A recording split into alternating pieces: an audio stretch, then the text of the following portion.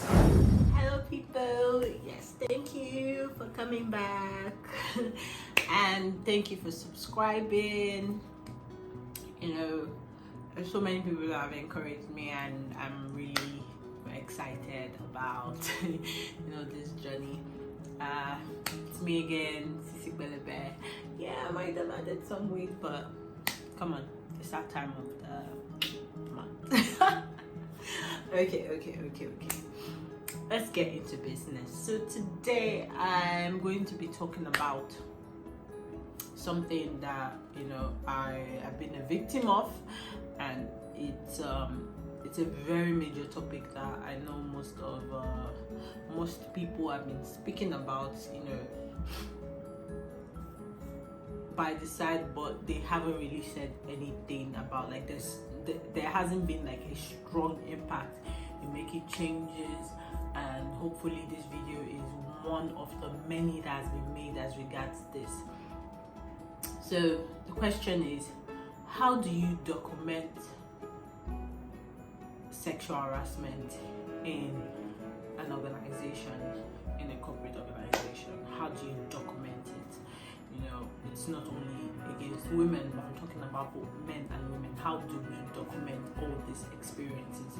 It's not the experiences that, he forcefully raped me, but those little smacks, those little hugs, those little touch, those inappropriate remarks that are being made.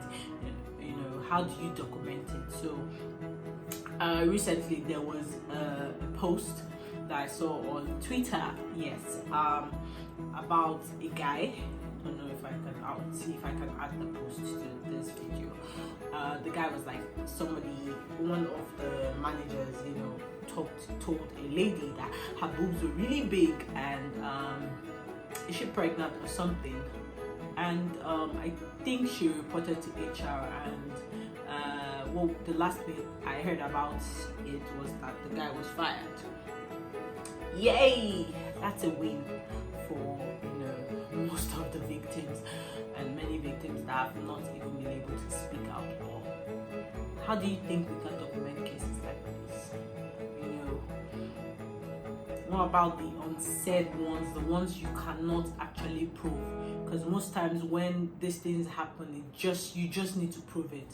I think if there wasn't someone there that heard it, people wouldn't have believed her, and I don't think she would have been able to win that case or anything.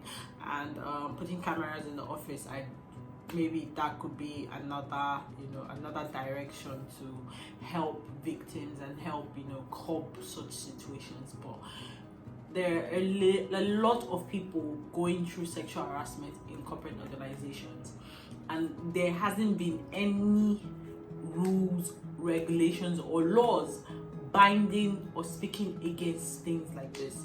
It's not sexual harassment from your fellow colleagues, like on the same level. Yeah, definitely. I'm talking about your managers. Sexual harassment from your boss, from your manager. Oh yeah, he's going to sack me. He wants me to sleep with him, or he just likes getting too close to me, or he likes to hug me, or he likes to, all those kind of things. How do you document it? Recently I had a case, I will call it a case, that's really dear to me, and the person got fired because the person did not allow this manager to have his way with her. And every time she would come up and say, oh, this guy is saying this, I don't like it, I don't know why he's doing this. And I would be like, okay, calm down. Yes, the stupidest thing I probably said most times was, is there a way she can record it? But she was a bit scared. She didn't like she just said, I don't like this, like I don't know why he's doing this, I don't know what he wants, he's married, probably I think he has a child, but why is he coming up again on me? Why can't he focus on his wife or look for someone else? You hit up a girl, hey, what's up? She doesn't give you that response, the response you require. Okay, move on now, move ahead. She's not by force. It's not by force, man. It is not by force, but most times these guys keep pressing on. I'll use the word guys because the percentages of women managers that harass their sexually harass their male, male employees. I don't think, if there's been any studies done, I think we should do that. That's something that I'm going to really, really want to do. I really want to know how many men are being sexually harassed by their female bosses. But if you see the percentage of women that are sexually harassed by their male bosses, it's too much, and it doesn't make sense. Laws have to be put up. We need something. But how do I document these cases? So my own personal case, for people that knew me, I once had a boss. I once worked in a place, and this guy was always coming up on me. Never did speak about it, but I told people in charge, and I told them, what, I'm no longer working, I'm resigning, I can't do this. I don't want to spoil his family or anything, but if I really wanted to fuck him up, I fuck him up. I do something bad, I do something really, really bad for him, or to him. Make sure I create a scene, invite him over, put cameras around and stuff like that. That's what I wanted to do. But the immoral person in me saying that, okay, where would I put these videos on? If I put it on social media, will I be able to move past it or stuff like that? The different things that might come up, and then I'm like, what, I wouldn't do it. I'll just resign and walk away. Come on, I'll go find a new job. Don't be saying I'm stupid. I'm smart, baby. I'm smart. I did my job like so well. My job, there was no fault in my job. There was nothing. And next thing, this guy finds out that I resigned, and he's like, you can't resign, you can't resign. And yeah, we go into an altercation, and then he slapped me. Yeah, he did. And at that point, I wanted to be like, are you mad? Okay, I was like, are you mad? Are you mad? Are you stupid? Is something wrong with you? What gosh, we got a bit, I insulted his life, I wouldn't lie, and then things went back and forth. I wanted to report to the police, but he came begging, his wife was begging, some other people begged and stuff. Please, my husband has never done this, my husband has never done this. I know what's up with them right now, I really do not care, but how, for me being able to pass that, before I got another job, trust me, any male boss that came at me saying, maybe he probably just wanted to be like, I was so defensive. I was like, hey, no. Trust me, I'm thinking of resigning the next day. And I wouldn't let it get to that point.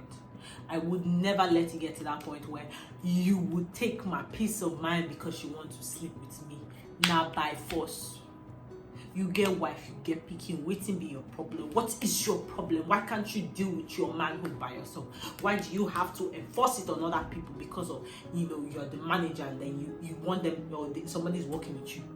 What's your problem? What is your actual problem? But then there's so many organizations that do not do anything. They do not call these women, or just do a check. Call someone around and say, especially young women, call them around and say, oh, how are you? How is this manager towards you? But then some of these people are also in HR, so they don't really care. They do the exact same rubbish. So for a victim to actually go and report, there is no outlet to report. The bad as it bad is maybe when they sack her or something happens, she comes on social media and she pours out her mind, or she tells a close family member, but there is no outlet for people that are sexually harassed in their organizations to actually speak out. And trust me, this is something that will get to this point, and organizations will not be able to control it. I've come to the end of this, and yes, I didn't reach a conclusion because I'm still throwing this question out there to you guys. I would like your advice, I would like your comments, I would like you to say something about it. What do you think we can do? How do you think we can curb this monster called sexual harassment in the organization? There's sexual harassment in other places, but I'm talking about corporate organization.